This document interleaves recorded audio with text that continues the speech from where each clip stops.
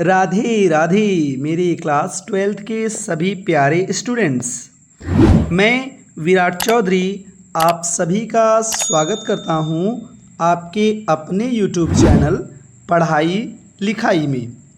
Students, जैसा कि आपको पता है कि हमने एक सीरीज चलाया है टारगेट 100/100, यानी जिसमें टारगेट 100 मार्क्स का है। उसी सीरीज़ में आज हम आपके सामने चैप्टर नंबर 2 जो कि द लॉस्ट स्प्रिंग है, इसी चैप्टर के जितने भी important short answer type questions हैं उन्हीं क्वेश्चंस को कंप्लीट एक्सप्लेनेशन के साथ आपके सामने लेकर आए हुए हैं। तो अब बस हम इतना चाहेंगे कि आप ध्यानपूर्वक इस वीडियो को देखिए। अगर आपने नोट्स नहीं बनाया है तो आप नोट्स भी प्रिपेयर कर लीजिएगा साथ में। और हाँ, अगर आपको कोई भी किसी भी आंसर में कोई डाउट होता है तो आप उस आंसर नंबर को कमेंट में अवश्य मेंशन कर दें। तो आज इस वीडियो में हम आपके फ्लेमिंगो का जो चैप्टर 2 है द लॉस्ट स्प्रिंग, इसी चैप्टर के सभी इम्पोर्टेंट शॉर्ट आंसर क्वेश्चन को डिस्कस करने चल रहे हैं। तो चलिए बिना देरी किए इस वीडियो को शुरू करते हैं। ओके, हाँ, अगर आप इस चैनल पर पहली बार आए हैं तो आप चैनल को सब्सक्राइब कर लीजिएगा और बेल आइकन को अवश्य ऑन कर लीजिएगा। चलिए फ्रेंड्स, फिर शुरू करते हैं अपना क्वेश्चन नंबर 1। क्वेश्चन 1 है, why did Anees Jung ask Saheb about the school. Means Anees Jung ने साहेब से स्कूल के बारे में क्यों पूछा। What was its impact on Saheb. इस बात का साहेब पर क्या प्रभाव पड़ा। यानी जब अनीस जंग ने साहेब से स्कूल के बारे में क्यों पूछा और इस बात का साहेब पर क्या प्रभाव पड़ा, क्या इम्पैक्ट पड़ा। ओके, तो आंसर है Anees Jung asked Saheb about the school. यानी अनीस जंग ने साहेब से स्कूल के बारे में पूछा बिकॉज क्योंकि ही वॉज रैग पिकिंग, क्योंकि वह क्या कर रहा था, कूड़े बीन रहा था, रैग पिकिंग कर रहा था। Okay, and when she asked, और जब उन्होंने साहेब से पूछा, ही रिप्लाइड दैट, तो उसने उत्तर दिया, he had nothing else to do, उसके पास इसके अलावा कुछ और करने को नहीं है। क्या कहा उसने? उसने कहा मेरे पास कूड़ा बीनने के अलावा और कुछ नहीं है करने को। Its impact on Saheb was that, यानी इस बात का साहेब पर प्रभाव पड़ा, he became curious about school, कि वह जब स्कूल शब्द को सुना तो बहुत ज़्यादा स्कूल को लेकर उत्सुक हो गया। एंड प्रॉमिस्ड हर, और उसने अनीस जंग से वादा किया दैट कि he would go to school, वह स्कूल जाएगा, इफ़ एनीवन बिल्ड्स इट, यदि कोई स्कूल बनवाता है। यानी उसने अनीस जंग से वादा किया कि वह अगर कोई स्कूल वहाँ बनवाता है तो वह उस स्कूल में पढ़ने अवश्य जाएगा। ओके, ये उसने क्या किया, अनीस जंग से वादा किया। तो बेसिकली अनीस जंग ने साहेब से स्कूल के बारे में इसलिए पूछा क्योंकि जब अनीस जंग ने उसे देखा तो वह क्या कर रहा था, कूड़ा बीन रहा था। और जब अनीस जंग ने उससे स्कूल के बारे में पूछा तो उसने उत्तर दिया कि उसके पास कूड़ा बीनने के अलावा और कोई काम करने को नहीं है। ठीक है, अब चलिए देखते हैं अपना नेक्स्ट क्वेश्चन, क्वेश्चन नंबर। हाँ, तो प्यारे स्टूडेंट्स, यहाँ पर मिसप्रिंट हो गया है। यहाँ क्वेश्चन 1 है, यहाँ एक्चुअली में क्वेश्चन 2 रहना चाहिए क्योंकि 1 हमने ऑलरेडी देख लिया है। तो ये है क्वेश्चन नंबर 2। क्वेश्चन है, why did Saheb and other rag pickers not wear chappals. Saheb और अन्य कूड़ा बीनने वाले चप्पल क्यों नहीं पहने थे। What excuse did they give for it, यानी जब अनीस जंग ने उनसे चप्पल ना पहनने का कारण पूछा तो उन्होंने इसका क्या एक्सक्यूज़ दिया, इसका क्या बहाना दिया। तो देखते हैं आंसर। आई होप आपको क्वेश्चन समझ में आ गया होगा। ओके, क्वेश्चन आंसर है Saheb and other rag pickers did not wear chappals because, क्योंकि दे वेयर सो पुअर, वे बहुत ज़्यादा गरीब थे, that they had no chappals, कि उनके पास चप्पल नहीं था। यानी साहेब और अन्य कूड़ा बीनने वाले चप्पल इसलिए नहीं पहने थे क्योंकि वे बहुत ज़्यादा गरीब थे कि उनके पास चप्पल नहीं था, यानी वे चप्पल नहीं खरीद सकते थे। They gave the excuse that it was their tradition, उन्होंने इसका बहाना दिया कि यह उनकी परंपरा है। उन्होंने क्या कहा कि चप्पल ना पहनना हमारी परंपरा है। One boy simply replied that, तभी उन लड़कों में से एक लड़का इसका जवाब देते हुए कहता है हिज मदर, उसकी माँ, did not bring them down, उन चप्पलों को नीचे नहीं उतारती हैं, फ्रॉम द सेल्फ मतलब अलमारी के ऊपर से। यानी वो बच्चा कहता है इस बात का जवाब देते हुए कि जब भी वह अपनी माँ से चप्पल मांगता है तो उसकी माँ ऊपर अलमारी के ऊपर से चप्पल उतार कर उसे नहीं देती हैं, इसलिए वह चप्पल नहीं पहनता है। यानी वो बच्चे इस बात को बिल्कुल भी नहीं, हल्का सा भी जिक्र नहीं किए कि उनके पास चप्पल नहीं है, बल्कि उन्होंने क्या कहा कि यह उनका ट्रेडिशन है चप्पल ना पहनना। और एक ने कहा कि मेरी माँ तो मुझे अलमारी से चप्पल निकाल कर देती ही नहीं है। ठीक, तो आई होप आपको ये भी समझ में आ गया होगा। Move on to question number 3।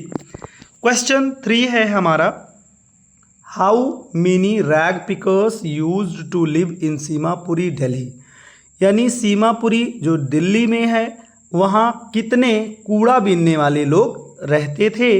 How did they settle there, वे वहाँ कैसे व्यवस्थित हुए थे या वे वहाँ कैसे बसे थे।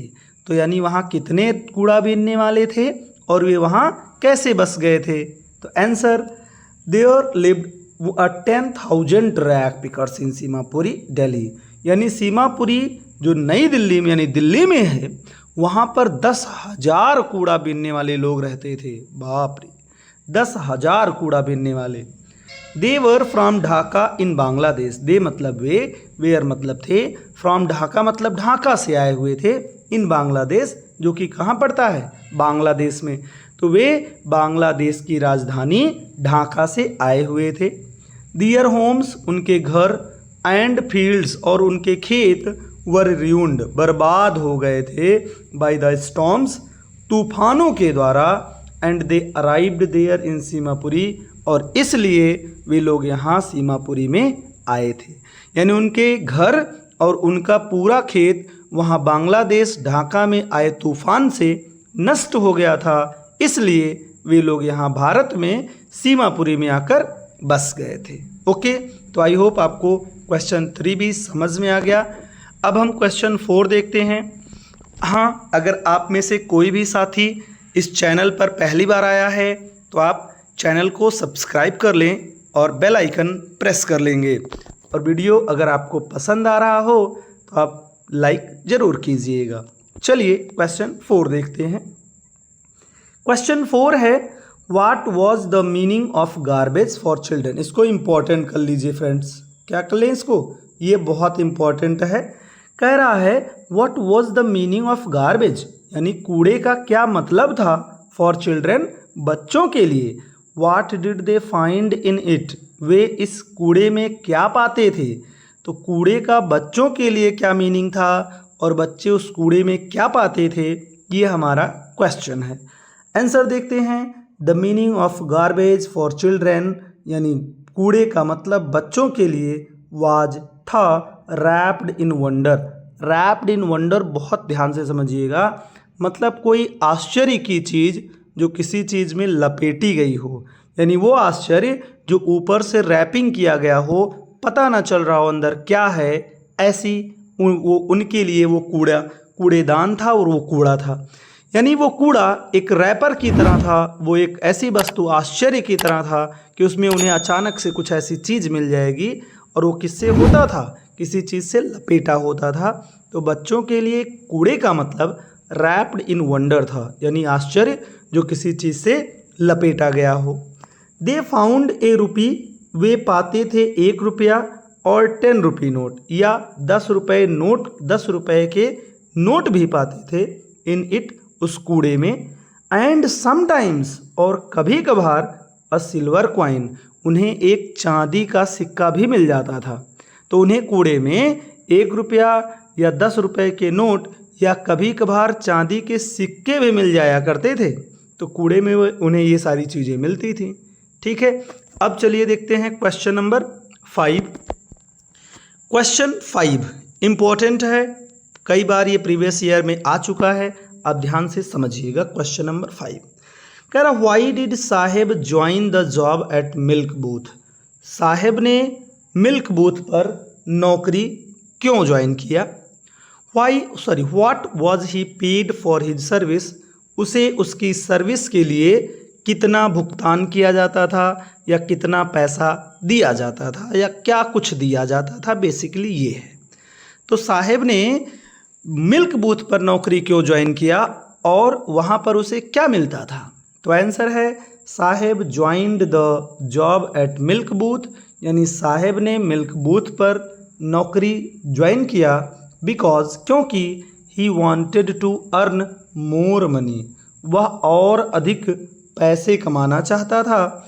एंड मील्स फॉर हिम, और अपने लिए भोजन चाहता था। तो वह मिल्क बूथ पर नौकरी इसलिए ज्वाइन किया क्योंकि वह और अधिक पैसे कमाना चाहता था और अपने भोजन की भी व्यवस्था के लिए उसने नौकरी ज्वाइन किया। He was paid 800 rupees for his service, उसे उसकी नौकरी के लिए 800 रुपये दिए जाते थे, यानी वह उस मिल्क बूथ पर अपना खाना भी पाता था और 800 रुपये भी पाता था, इसीलिए उसने मिल्क बूथ की नौकरी ज्वाइन की। ठीक है, आई होप आपको ये भी समझ में आ ही गया होगा। अब हम सीधे बढ़ते हैं क्वेश्चन नंबर 6 की तरफ। आइए देखते हैं क्वेश्चन नंबर 6। क्वेश्चन है, who was Mukesh most important. कह रहा, हु वॉज मुकेश, मुकेश कौन था। वेयर डिड ही बिलोंग, वह कहाँ से संबंधित था, यानी वो कहाँ रहता था। And what was his ambition, और उसका क्या लक्ष्य था, उसकी क्या एम्बिशन थी। ओके, तो आंसर है Mukesh was the son of a poor family, Mukesh एक गरीब परिवार का बेटा था। हुज फादर, जिसके पापा, was a poor bangle maker, एक गरीब चूड़ी बनाने वाले थे। तो मुकेश एक गरीब परिवार का बेटा था और उसके पापा एक गरीब चूड़ी बनाने वाले थे इन फिरोजाबाद। कहाँ पर, फिरोजाबाद में। यानी ये जो क्वेश्चन था वेयर डिड ही बिलोंग, इसका आंसर क्या हो गया, फिरोजाबाद। अब क्वेश्चन है व्हाट वाज हिज एम्बिशन। तो his ambition was to become a motor mechanic, उसका जो लक्ष्य था वह एक मोटर मैकेनिक बनना था। क्या था उसका लक्ष्य, एक मोटर मैकेनिक बनना था, यानी वह एक अपने जीवन में एक मोटर मैकेनिक बनना चाहता था। ओके, तो आई होप 6 तक भी आपको क्लियर हो गया होगा। अगर आपको कोई डाउट है किसी भी आंसर में, उसे एक बार और देख लें, और अगर उसके बावजूद भी डाउट है तो आप कमेंट करें, हम उसे दोबारा एक्सप्लेन करेंगे एक सेपरेट वीडियो में। ओके, चलिए अब देखते हैं क्वेश्चन नंबर 7 क्या है। अच्छा फ्रेंड्स, ये जितने भी क्वेश्चन हम आपको बता रहे हैं ये सभी इम्पोर्टेंट क्वेश्चन हैं चैप्टर 2 के। ओके, क्वेश्चन है why did Mukesh volunteer to take the narrator home, यानी मुकेश लेखक को या कथाकार को अपने घर क्यों ले गया। Who was there in the home, वहाँ घर में कौन कौन था, या ऐसे कह सकते हैं घर में कौन था। ठीक है, तो देखते हैं कि मुकेश कथाकार को अपने घर क्यों ले गया। Mukesh volunteered to take the narrator home, यानी मुकेश कथाकार को अपने घर इसलिए ले गया बिकॉज, क्योंकि ही फेल्ट वेरी हैप्पी, वह बहुत खुश था, एंड प्राउड, और उसे बड़ा गर्व महसूस हो रहा था, फॉर हिज होम, अपने घर के लिए, विच वॉज रीबिल्ट, जो दोबारा बन रहा था। यानी वह नरेटर को अपना घर दिखाने के लिए ले गया, क्योंकि वह यानी जो मुकेश था वह अपने नए घर जो कि दोबारा बना था उसके लिए बहुत खुश था और बड़ा प्राउड फील कर रहा था। अब देखते हैं घर में कौन कौन था। तो देयर वेयर मुकेश फादर, वहाँ मुकेश के पापा थे। हिज ग्रैंड मदर, मुकेश की दादी माँ थी। एल्डर ब्रदर, मुकेश के बड़े भैया थे। एंड हिज ब्रदर्स वाइफ, और मुकेश की भाभी या मुकेश के भाई की पत्नी थी। इन द होम, घर में। तो घर में मुकेश के पापा, मुकेश की दादी माँ, मुकेश के बड़े भाई और मुकेश के बड़े भाई की पत्नी मीन्स मुकेश की भाभी थी। ठीक है, चलते हैं next question. Question number 8। Question number 8 क्या कह रहा है? कह रहा इट इज हिज कर्म हिज डेस्टिनी, यह उसका कर्म है, उसका भाग्य है। Who said this and why, इस बात को किसने कहा और क्यों कहा कि यह इसका कर्म और इसका भाग्य है, यानी चूड़ी बनाना और चूड़ी परिवार में रहना इसका कर्म इसका भाग्य है। इस बात को किसने कहा और क्यों कहा? तो कह रहा it was Mukesh grand mother, यह मुकेश की दादी माँ थी। हु सेड, जिन्होंने कहा इट इज हिज कर्म हिज डेस्टिनी, कि यह इसका भाग्य है, इसका कर्म है। बिकॉज, उन्होंने ऐसा इसलिए कहा, बिकॉज क्योंकि शी हैड वॉच्ड, उन्होंने देखा था, हर ओन हस्बैंड, अपने खुद के पति को गो ब्लाइंड, अंधा होते हुए, यानी क्योंकि उन्होंने अपने खुद के पति को अंधा होते हुए देखा था। विद द डस्ट, उस धूल से, फ्रॉम द पॉलिशिंग, जो पॉलिश करते वक्त निकलता है। क्या पॉलिश करते वक्त? द ग्लास ऑफ बैंगल्स, वो कांच की चूड़ियों को, यानी जो कांच की चूड़ियाँ पॉलिश करते वक्त जो धूल निकलता है, उस धूल से वह अपने पति को अंधा होते हुए देखी थी। इसलिए उन्होंने क्या कहा कि यह मुकेश का कर्म है, उसका भाग्य है कि वह इस परिवार में पैदा हुआ है। और क्या कहती हैं? कहती हैं born in the caste of bangle makers, यानी चूड़ी बनाने वालों के जाति में पैदा होकर they have seen nothing but bangles, उन्होंने चूड़ियों के अलावा और कुछ नहीं देखा था। दे हैव सीन, उन्होंने देखा था, नथिंग मतलब कुछ भी नहीं, बट बैंगल्स मतलब चूड़ियों के अलावा, यानी उन्होंने चूड़ियों के अलावा और कुछ नहीं देखा था। क्योंकि वो कहाँ पैदा हुए थे? बैंगल मेकर के कास्ट में पैदा हुए थे। ओके, अब हमारे 2 और इम्पॉर्टेंट क्वेश्चन हैं, उन्हें भी फटाफट देख लेते हैं। ओके, चलिए स्टूडेंट्स, ओह कितना इम्पॉर्टेंट क्वेश्चन है, मोस्ट इम्पॉर्टेंट, मैं तो कह दे रहा हूँ मोस्ट इम्पॉर्टेंट क्वेश्चन है ये, ध्यान से समझिएगा। क्वेश्चन है what does the bangles symbolise, यानी जो चूड़ी है वो किस चीज़ का प्रतीक है। What is the role of bangle makers of Firozabad, Firozabad के जो चूड़ी बनाने वाले लोग हैं उनकी क्या भूमिका है, उनकी क्या रोल है इस देश में। तो क्वेश्चन है कि चूड़ी किस चीज़ का प्रतीक है और जो फिरोजाबाद के चूड़ी बनाने वाले हैं उनकी इस देश में क्या भूमिका है। आंसर देखते हैं। The bangle symbolises an Indian women's suhaag, यानी जो चूड़ी है वो एक भारतीय औरत की सुहाग का प्रतीक है।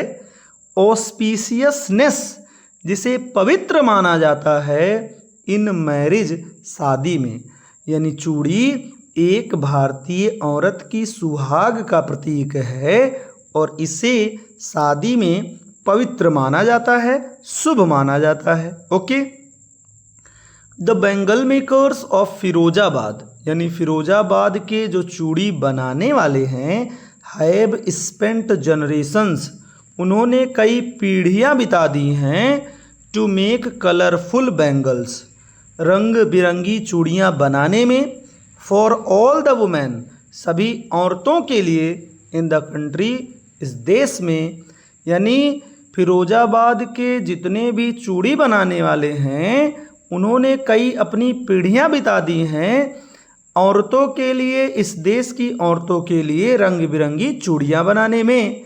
बट फिर भी दुख की बात तो ये है कि they are still in poverty, वे अभी भी गरीबी में ही रह रहे हैं। यानी उन्होंने भले पूरे देश की औरतों के लिए रंग बिरंगी चूड़ियाँ बनाई हों, फिर भी अभी भी वो लोग क्या हैं, गरीब ही रह गए हैं। और इसके पीछे बहुत बड़ा कारण भी है जो कि हो सकता है नेक्स्ट क्वेश्चन में हमें पता चले। तो बिना देरी किए चलिए अब हम पहुंच गए हैं इस चैप्टर के लास्ट क्वेश्चन पे, जो लास्ट इम्पॉर्टेंट क्वेश्चन है। क्वेश्चन है Y could, this is also important. अच्छा, अगर मैं मार्क ना करूं तभी मैंने आपसे कहा जितने भी क्वेश्चन मैं करा रहा हूं ये सब इम्पॉर्टेंट क्वेश्चंस हैं। Okay, Y could the bangle makers, यानी चूड़ी बनाने वाले लोग, नॉट ऑर्गेनाइज देमसेल्व्स, अपने आप को व्यवस्थित क्यों नहीं कर सकते हैं, इनटू ए कोऑपरेटिव, एक समूह के रूप में। What do they face if they do so, यानी यदि वे ऐसा करते भी हैं तो उन्हें किस चीज़ का सामना करना पड़ेगा। क्वेश्चन है कि जो फिरोजाबाद के चूड़ी बनाने वाले लोग हैं वो अपने आप को एक कोऑपरेटिव, एक सोसाइटी या एक समूह में क्यों नहीं व्यवस्थित कर सकते, और यदि वे ऐसा करते हैं तो उन्हें क्या क्या दिक्कत होगा, किस किस चीज़ का सामना करना पड़ेगा। ओके, आंसर देखते हैं। The bangle makers could not organise themselves into a cooperative, यानी चूड़ी बनाने वाले लोग स्वयं को एक समूह में व्यवस्थित इसलिए नहीं कर सकते हैं बिकॉज, क्योंकि they had fallen into the vicious circle of middle man, क्योंकि दे मतलब वे, हैड फॉलन मतलब पड़ गए हैं, इनटू द विशियस सर्कल, कुचक्र में पड़ गए हैं। किसके कुचक्र में, ऑफ मिडिल मैन, बिचौलिए व्यक्तियों के, या जो बीच में साहूकार वगैरह लोग हैं। जैसे आपने चूड़ी बनाया, मुझे खरीदना है तो मैं आपसे डायरेक्टली नहीं खरीदूंगा, बीच में एक होगा मिडिल मैन जो चूड़ी आपसे खरीद लेगा सस्ते दाम में, फिर वो मुझे महंगे दाम में बेच लेगा। तो ये बिचौलिए व्यक्ति जो होते हैं सबसे अच्छा प्रॉफिट ये बना लेते हैं। तो क्यों वो अपने आप को समूह में नहीं कर सकते थे, क्योंकि वे उन बिचौलियों व्यक्ति के कुचक्र में, विशियस सर्कल का मतलब होता है कुचक्र, कुचक्र में पड़ गए थे।